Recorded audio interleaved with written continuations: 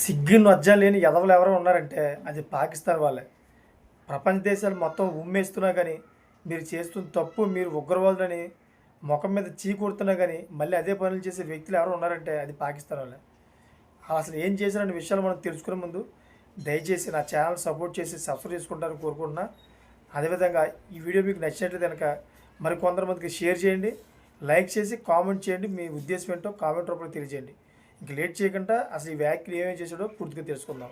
వివరాల్లోకి వెళ్తే లష్కర్ ఎ తోయిబా ఫౌండర్ హఫీజ్ సయీద్కు అత్యంత సన్నిహితుడైన అబ్దుల్ రఫూఫ్ను పాకిస్తాన్ ఆర్మీ సర్వసాధారణమైన పౌరుడిగా ప్రకటించిందన్నమాట.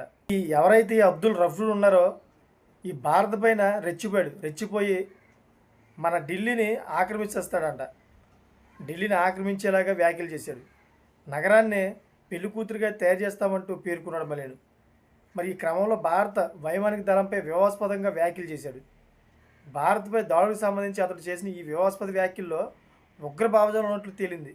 అంత దారుణంగా మాట్లాడాడు. మరి తాజాగా చేసిన ప్రసంగంలో అబ్దుల్ రఫూఫ్ మాట్లాడుతూ రాజధానిని స్వాధీనం చేసుకోవడమే తమ గ్రూప్ టార్గెట్ అన్నాడు. అంతేకాకుండా ఢిల్లీని ఆక్రమిస్తామంటూ తీవ్రమైన హెచ్చరికలు జారీ చేశాడు. మరి చూసుకోండి అది బలుపు ఎంతలా ఉందో. ఇదిలా ఉండగా ఇండియన్ ఆర్మీపై కూడా రఫూఫ్ వివాదాస్పద వ్యాఖ్యలు చేసి రఫేల్ యుద్ధ విమానాలు, S-400 గగనతల రక్షణ వ్యవస్థలు, డ్రోన్లు అవన్నీ కూడా అసమర్థమైనవని మాటలో చెప్తున్నాడు అనమాట. అంతేకాకుండా ఏం చెప్పాడు, ఇండియన్ ఎయిర్ ఫోర్స్ పాకిస్తాన్ గగనతలంలో వచ్చే ధైర్యం లేదు, చేయట్లేదంట. వాళ్ళందరికీ భయం అంట పాకిస్తాన్ అంటే.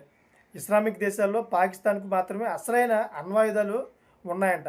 ఎవరిని ఎరిపప్పని చేస్తాడంటాడు, జనాలని ఎరిపప్పల, ప్రపంచంలో ఉన్న జనాభా అంతా ఎరిపప్పల. పాకిస్తాన్కి ఇస్లామిక్ దేశాల్లోనే అణ్వాయుధాలు ఎక్కువ ఉన్నట్లుగా చెప్పేస్తే అది నమ్మేస్తారు అందరూ. చిన్న కోసంత లాంటి దేశంలోని అణ్వాయుధాలు ఎక్కడి నుంచి వచ్చేస్తాయి అన్నిటికి. మళ్ళీ మన ఆర్మీ, ఇండియన్ ఆర్మీ వాళ్ళు వాళ్ళ గగనతలంలో వెళ్ళడానికి ధైర్యం చేయట్లేదంట. ఆల్రెడీ మొన్న వచ్చారు ఆపరేషన్ సింధూరు, సర్జికల్ స్ట్రైక్ వచ్చి మొత్తం తుడుచుకొచ్చారు. అప్పుడు ఎదుర్కోలేకపోయారు. మళ్ళీ రెచ్చగొట్టి మళ్ళీ ప్రాణాలు తెచ్చుకుంటారు ఇటువంటి యాదవులు.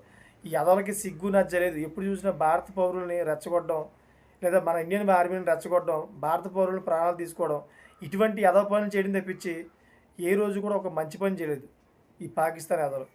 చూసినటువంటి లేటెస్ట్ ఇన్ఫర్మేషన్ కోసం ఛానల్ సబ్స్క్రైబ్ చేసుకోండి. Thank for watching friends.